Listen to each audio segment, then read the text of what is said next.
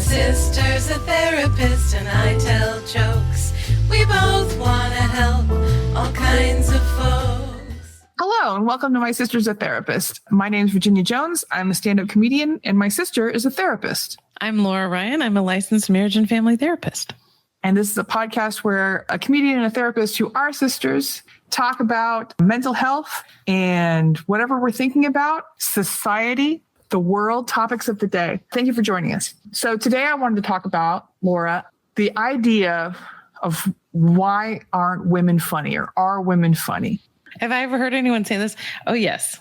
I mean, I feel like 30% of stand-up comedy in the 80s was on this topic. Okay. And then who do you hear saying it lately? Where are you hearing it now? A lot of podcast bros.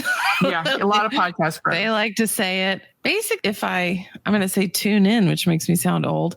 If I tune into any media where I'm not welcome, that's usually what's being said. I don't talk to men who say things like that, so it doesn't happen in my general life typically. But yeah, podcast bros say that a lot. The first really famous person that I heard say it was Jerry Lewis. You know, and he's famous for having that opinion. And it's interesting because I had always had a generally positive feeling about him until that moment. And then I had a generally negative feeling about him. I'm like, oh, wow, you're so great. Women can't possibly do what you do. Women can't possibly. People don't like him for lots of reasons. So we can just add that to the list. So Jerry Lewis said it. Most recently, Arthur Griebler on TikTok said it to me. And but lots of unfunny men. Who is Arthur Griebler? I'm blowing it up. I'm blowing him up. He's my TikTok rando. He's a rando. He's a TikTok hater. And so I thought I would use his first and Where last is he name. from? What's his address? That's a great question. I'm sure that the internet can find it. I have said things on a podcast that was very popular, and their little fans like found the people that I had made just like general references to. I got these like Instagram pictures and they were like, this them. I'm like, holy sh. So Arthur Griebler is on blast. He's on blast. What did he say? And what was the context?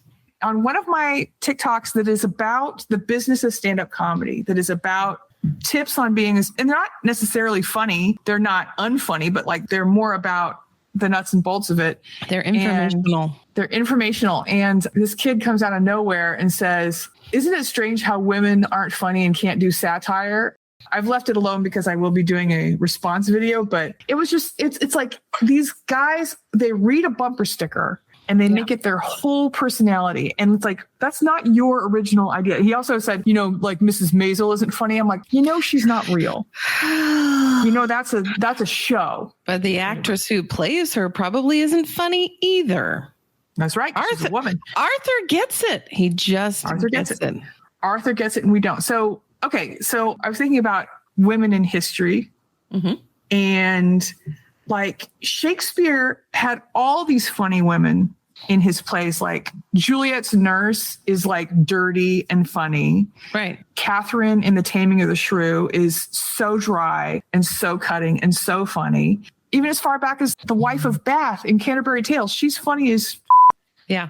So like, when did we start deciding that women weren't funny? I'd love to make a guess. Okay, what do you think? I think that people with penises decided that women weren't funny when women started trying to horn in on their jobs. When women started leaving the house and Mrs. Maisel started trying to make a place for themselves in the industry. That's certainly valid. The first documented idea of this I found, Sigmund Freud thought that notorious funny man Sigmund Freud. So he thought all of humor, all of comedy came from a castration fear, that's the original taboo. Yeah, that tracks. So in that way, only men can be funny. And so for a while, psychoanalysts, this is where our worlds collide, right? Yeah. So for a while, psychoanalysts definitely thought women were not equipped to be funny. There was a 1934 article in the Psychoanalytic Quarterly expounding at length on why humor is a masculine trait. Right. Because, I mean, there's so many things we can't do because we don't have penises. Like when some women do, but we personally don't. You can't operate heavy machinery because there's a penis that you have to push the button with. you can't run a marathon because you don't have a penis, and it might make your female organs move around in your body. It may create, as we both know, the wandering uterus. It's a modern phenomena, and it only happens to women who are trying to do things that men want to do. So do you know who Christopher Hitchens is? Yes. So he wrote a cool book on why God doesn't exist. Right. I have that book I book. liked. God is Not Great is the book that I have read by Christopher Hitchens. But in 2007, another man who's disappointed me. In 2007, he wrote a big article about why women weren't funny. Mm-hmm. And his main point, the thrust of the article, was that from a biological standpoint, we didn't have to be. Right. So the idea is that men are funny because they want to attract women. Okay. And women just have to show up, right? I mean, we have to show up, be extremely thin and beautiful, right, and have perfect skin and hair. Yeah, be attractive based on the norms of the day. Yeah.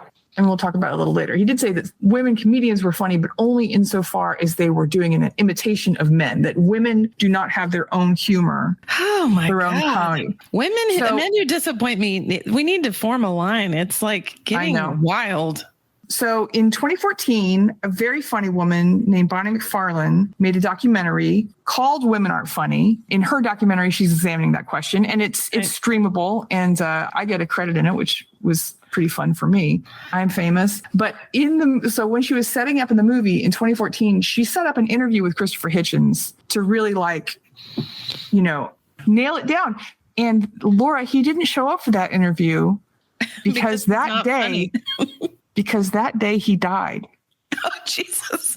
He died that day. And I thought, wow, maybe men can be funny, because that is amazing. I don't want to answer this question because I want to answer it so little that I'm going to. So that meeting never got to happen. One thing you learn in life is that just because you like something that someone did doesn't mean you're going to like everything. Doesn't mean you're going to agree with them on everything. My next question is, if women don't need to be funny in order to attract a mate, does it hurt them to be funny from a mating standpoint? Are you asking personal experience, or?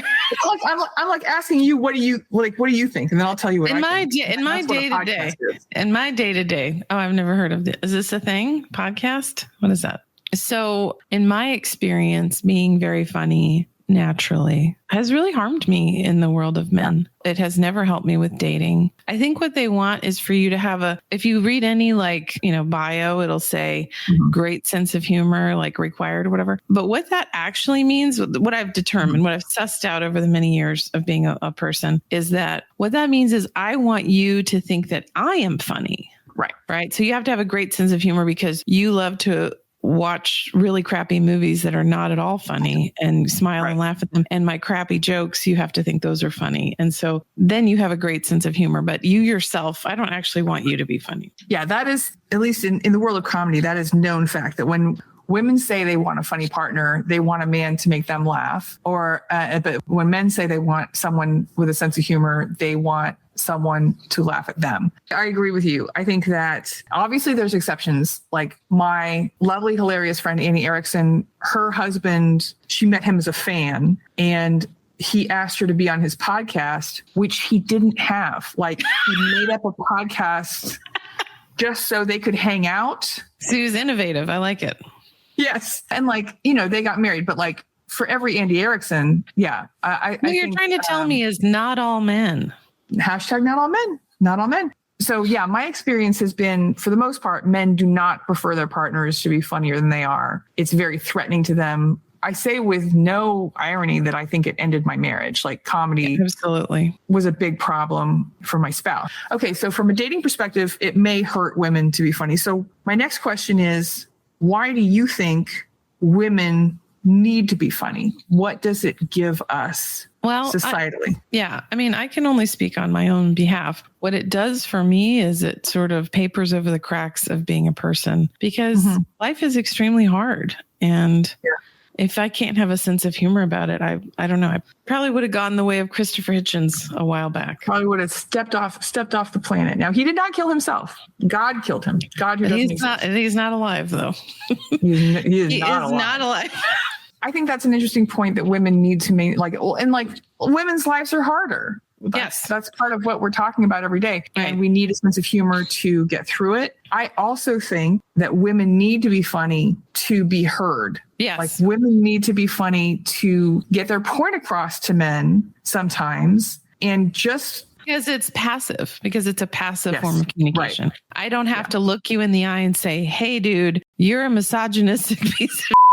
I can make a little jokey woke and you'll maybe in your brain, you won't be so defensive and you'll be able to accept what I'm saying. Yeah. So I think it probably does keep some women from being unalived and other things. But also I think that many female comics, myself included, we all suffer. We grew up with a bad case of daddy didn't listen. Like we went to humor because we wanted to be heard and we wanted to be paid attention to. Like women come to comedy, I think, because they have something to say. Right. And abused children come to comedy because they're trying to find a way to get attention from their neglectful parents. Yep. Actually, Pretty I was just speaking of abused children. I was just listening to Dax Shepard being interviewed on another podcast, Smartless, which is very good. If you guys want to, if Smartless wants to send me some money, that's fine. But he was saying I found this really interesting. They were asking him what brought him to comedy. And he said he grew up in this extremely volatile, inconsistent, weird family. And he said comedy made him feel in control. That is interesting. But like what you said before is also relevant. Like it's an escape, but it's also a way to speak truth to power. Like this idea of the philosopher clown in Shakespeare, like this has always been an idea in comedy that if I can soften this blow, right, but still get my point across, I can be heard. That to me is one of the strangest things about comedy, because comedians get very up our own butts and we think like, I'm speaking truth to power. I'm aiding the proletariat. I'm sticking a fork in the eye of the establishment. Right. And then comedy audiences want to hear a bunch of fart jokes. It's like, how do these two people... how do we get this together? How do these groups come together? This makes no sense. Right. But so on back to Hitchens, he said the exceptions to the rule, that there were many funny women who are comedians, but they are, impersonating men, like I said. He said, I'm not saying there aren't great female comedians. There are many. That's not the same as the female sense of humor. Female comedians tend to either be dicks or Jews or butch. Great. So, women of his day who were funny were like Roseanne Barr and Sarah Silverman. It's too bad that Christopher Hitchens never ran across Robbie Hoffman, who is a queer and Jewish and very butch individual. Like he would have really gotten a kick. It would have been a real bust up with Chris. Mm-hmm. I also feel like, Chris, stay in your fucking lane. You're not here to talk about this shit. You're supposed to be talking about how God isn't real. Right. In what way is it the role of a modern philosopher, a thinker, an intellectual, to delve into the idea women aren't funny? Like, why is that? Why are you roasting women for literally no reason? Right. Who is this for? But on that topic, I do find, and this is again anecdotal, but I have found in comedy that butch women are more palatable to the general public than effeminate gay men. Absolutely. We are just now, like in the last 10 years, seeing the first great wave of male queer comics. Your Solomon Georgios and Trixie Mattel. But there have always been kind of butch ladies. Right. You got Roseanne Barr, you've got Paula Poundstone, who's amazing. Right. And Ellen DeGeneres, and also like a world of blazers. Like that's what I also find interesting. It's just blazers and jeans all the way down from like 1968 to 1995. Well, let's talk about the function of that, because I think that there's definitely been a part of women in comedy that's like, if I just keep my head down and dress like the dudes, right, maybe they won't notice. Right. And it's like being a waiter. We were talking about this week. Why do waiters have to look so androgynous and like masculine? Why is it the fancier the restaurant, the more I have to wear a necktie? What is happening? So maybe first I do my shift at the Red Lobster and then I head to the comedy club in the same outfit. Right.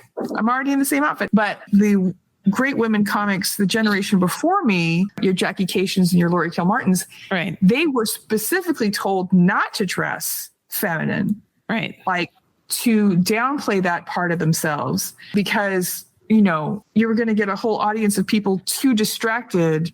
Right. Because I think, to sort of prove your point, I feel like a lot of it comes down to proximity to masculinity, right? Like the more closely you are to the masculine ideal, the more funny you're allowed to be. Yeah. And so they're kind of envious of new women comics on the screen. Like Jenny Zagrino dresses amazingly. The UK comic Catherine Ryan wears designer clothes and like emphasizes her femininity. Right. I have always worn dresses on stage, but I mean, I will agree there's a certain kind of dress I just wouldn't wear. Right. It's too revealing. You mean a bandage dress?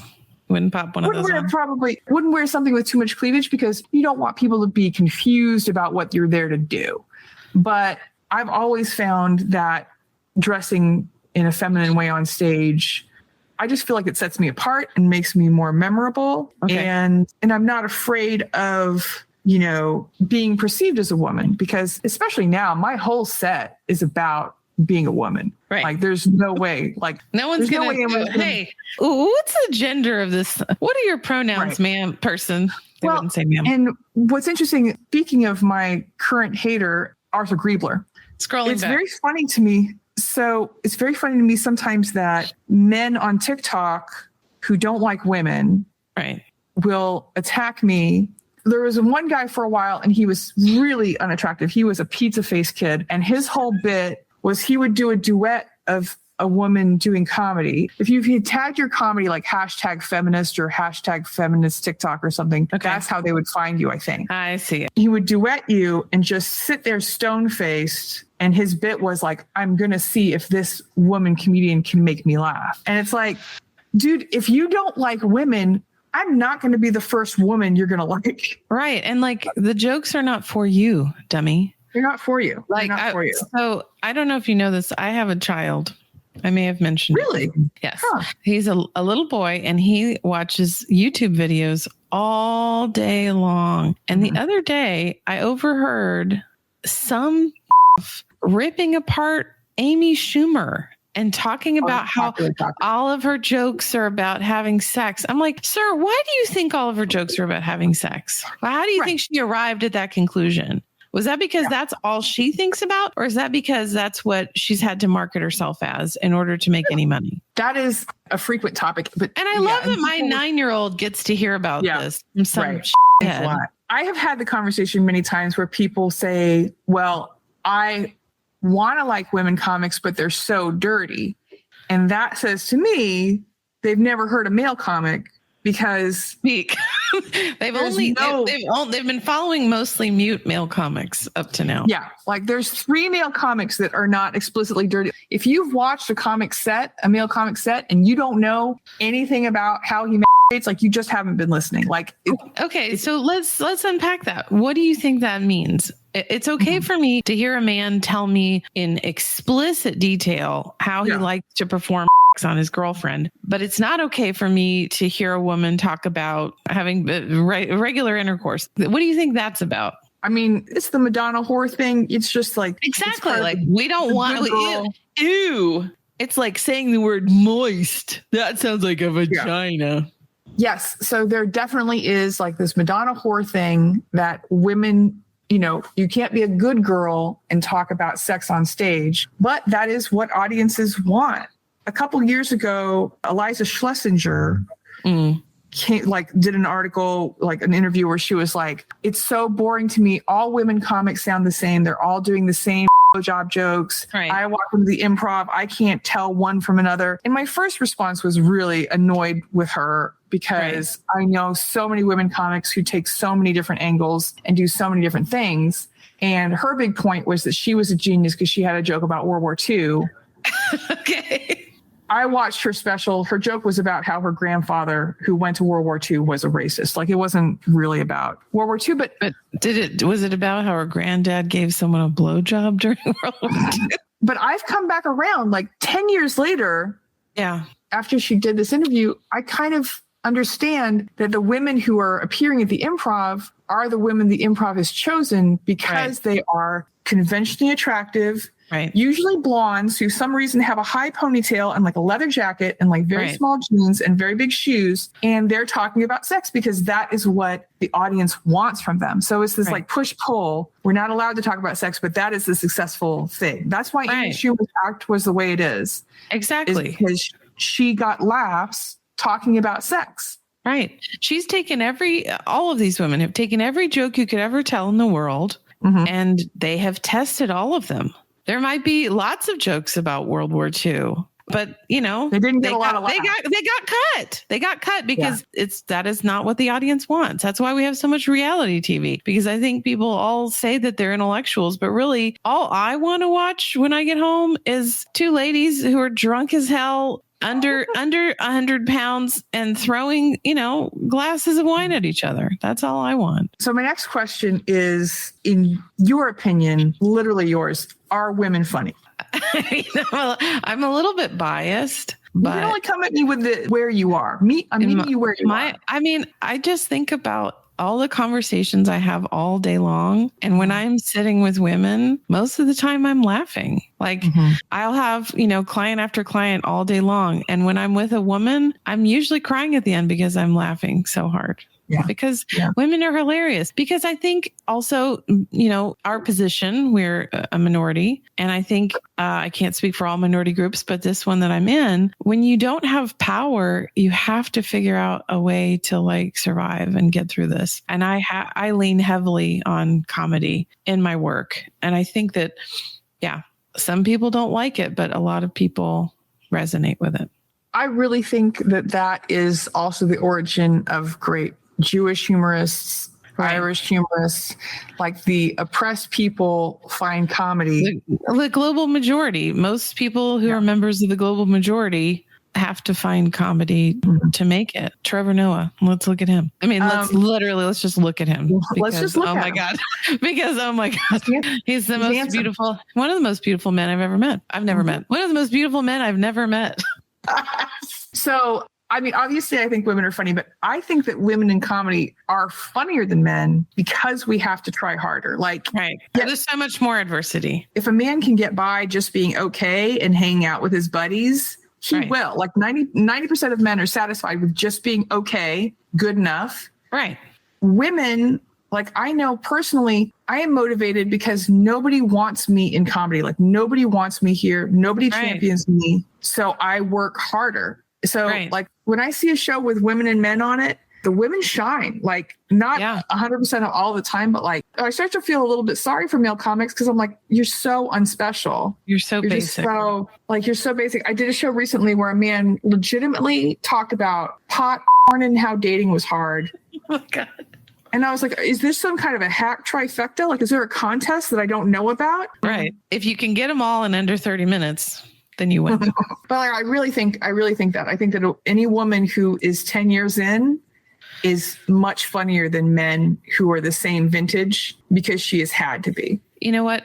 That's reminding me of a TikTok because everything reminds me of a TikTok. Yes. There was a woman whose name I don't know because this is off the cuff, but she was basically saying that she got this opportunity professionally where she was interviewing just a creme de la creme of CEOs and CFOs and all of this stuff. And she thought, oh gosh, I'm going to really have to step up my game for these folks because these are going to be, the best people ever. So smart. And she, the smartest, most innovative, most creative. And she said, nah. She said very rarely was she ever impressed because they were all just privileged white men who had gotten to where they are through who they know and confidence. Yeah. So if you're a member of any minority group, we've got to, what is that saying? You got to work twice as hard. Get half the benefit. Yeah. Yeah. So I think that translates to comedy as well. The next question I have is kind of for me, but I would like you to weigh in on it. So maybe I'll go first. Okay. The question is, how does the idea of women aren't funny hurt women? And obviously it's harder to get booked. When people walk around saying women aren't funny, and when you talk to an ordinary person, many times if I talk to someone who says, oh God, I love stand-up comedy, and I'll ask them who they like, and it's this litany of men. Right. And and they're like, well, I guess I don't really like women comics. Women comics have you seen? Right. Like, if there's 50 guys with a special for every one lady, it's like, they're just not. They're not accessible. Right.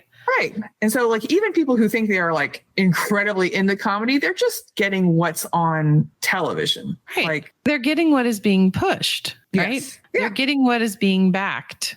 Again, there was a lady whose name I don't remember. She was interviewed and she was talking about the Jetsons. Okay. And she was talking about, as a woman who's a part of the global majority, she was like, why is everybody on this show? Why are all of these people in the future white? Like, do all the black people die? What happened? What happened? And until I saw that, it never occurred to me. I think that's what's happening. It's like we go with what we know, and what we know is white, middle class men, like on all levels and every part of society. And people don't want to be bothered with the rest, like, so this woman created this idea of a cartoon where I think it was called Under the Clouds, and they zoom down to what's happening underneath Jetson world, and like what is the future like for the black people who didn't get to live in the Jetsons great situation, and I think that's it. I think it never occurs to people who are making comedies. I mean, until very recently when their feet have been held to the fire, it's like, oh, well, my friend Jack's funny. Right. Let's give him the show. And what's even weirder than the Jetsons is the Flintstones. Why the would the Flintstones all be white? None of them would be white. Right. Right. I'm not saying that I've got beef with Hanna-Barbera today. All right. Let's have questions. You and I have talked about this, about Marvel movies and how men have bristled at the idea that there should be women or people of color because they've just been seeing themselves reflected back. Right. Yes. For years. Like, yes. Wasn't that fun? I watched Beef last night. Have you seen Beef yet? It has that wonderful comedian lady whose name I can't remember, but she's always, yes. And I was like, wow, there's a lot of, every person in the cast, not every person, most of the people in the cast are Asian. And I was noticing it, I was like, oh gosh, everybody in this show is Asian. And I'm like, oh, this is what it must be like to be an Asian person watching every other fucking show on all of TV and every movie and all of entertainment. But I think, so to go back to your question, like, why is there so little interest in what women are doing comedically? So to your point, I think it's hard to get booked, right? But we are making improvements. Like in LA, there used to be one woman on every show of like 7 to 10 men. And now there's 2 women. Wow. Whoa. Hold the phone. But like the whole premise of the Jackie and Laurie show, which is a great podcast, is that until recently, Jackie and Laurie never met each other because you would never meet another woman comic because you were the only woman comic. So every woman comic was living in her own universe without other women in it because there was only one per show. It's interesting when I go other places. So like LA has gotten pretty good about increasing the number of women per show, except for the Comedy Store. But when you go other places, like I was in Denver and there's plenty of lineups with all dudes. Like sometimes it's just all bearded dudes. London is not as progressive as I thought it was going to be. Like frequently there's no women at all. And they're like, oh, because we don't really know any women. Well, they're 15 years behind us on all things. That's what I've kind of noticed. Yeah, that's true. I mean, I feel like that's why I love the podcast So Many White Guys with Phoebe Robinson, because she every week, because her whole thing is, comedy is rife with white guys. So I'm going to make a comedy podcast with no white guys. Mm-hmm. So every week she had a comedy. And it happens. Yeah. Isn't that amazing? Yeah. I mean, it was incredible. Every week she had a new person who wasn't a white guy. Another very funny woman, Marcella Arguello, who just had a special on HBO. She started a show called Women Crush Wednesdays, and she started like 8 years ago. A kind of well-meaning male comic asked her, are you going to have enough women to just... week after week? Are you going to have to start recruiting from within? Right. Are you going to have to start training women to become comics? And she's like, yeah, I'm fine. She is. There's plenty of us. But in the bigger picture, I have found the idea of women aren't funny has hurt me because I find it very difficult to take risks on stage. I find it very difficult to try new things because every time I go on stage, I feel like I am carrying the standard of women in comedy. Like if I have a bad set, and this is also something that I was told, by one of my mentors, like early on, you have to kill every night because if you have a bad set, people walk around going, oh, well, women really aren't funny. Right. And it has hurt my development, I think. Yeah. It has hurt me is that people have such low expectations and they're always like, oh, you're funny. Like it's this big surprise or shock. I think it's definitely hurt me in my friendships with men because I don't think they like being outshone. And it's definitely hurt in dating. To add on to that point, Jackie Cation, I know I talk about her a lot because she's great. For many years, she had a business card that when someone came up to her and said, I don't usually think women are funny, but you're funny. Yeah. She would give them a business card that said, congratulations, you are the 1000th jackass to tell me they don't usually like women, but I'm funny. I was thinking it would be funny to make a business card that just had that sentence on it. Like, oh, here you go. Here you go. Did you leave this here? That is so aggravating. I mean, it's the same as like, ooh, women can't do basketball. Like, yeah, we can. Well, and like, why wouldn't we be funny? We live in the world. Women are not sophisticated. Women are not smart. Women are just sitting around waiting to have a man have sex with us and bake a pie. But it is offensive to me because we're just like, and also like you hear sometimes men saying, well, I don't like women's comedy because it's all about like period women's stuff. Yeah, this incredible, and Cameron Esposito did an incredible bit about this where she actually did talk about her period. Incredible, like near scatological detail, just to prove that that's not really what we talk. Like that's not it. Right. And what we're talking about is being human. Like if you can't relate to a woman because you think she's not a human, like that's bizarre. And P.S. we are 50% of the human population. Yeah. Women, you've seen women before, but have you listened to them? But like, yeah, it is funny to me, especially, I mean, a lot of the people on TikTok who say that women aren't funny, they're 12. Like they don't have pubes. I'm not going to be hurt by someone who can't get on all the rides at Disneyland, Right. But also it's funny to me that they expect that being a comedian means you are universal, that everyone's going to like you. Like everyone is not going to like me.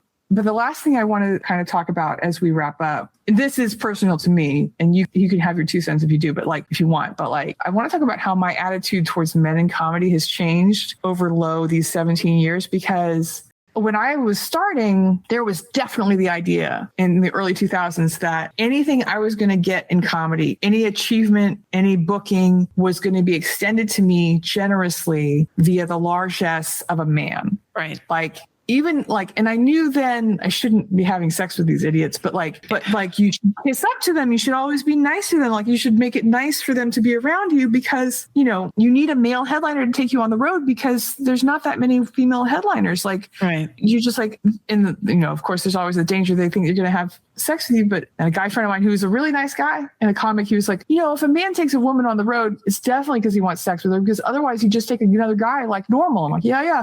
Like normal. That's great. Like normal. Well, yeah. Men are going to book you on shows. Men are going to put you on festivals. You should be nice to men. I recently, maybe 5 years ago, I stopped giving a shit about men in comedy. I realized that they don't champion me. A few exceptions. They've never gone out of their way to help me. They would always take the most medium man over in the world over me, like just the most average dude. And I started ignoring them. And honestly, it has only helped my career. Like it has made all the difference. Not wasting my energy on professional and personal friendships with men in comedy because it just doesn't serve me. It leads me to nowhere. And like more than that, they don't think of me as an equal ever. Right. And I still get that. Wow, you're really funny. Yes. Wait. Uh-huh.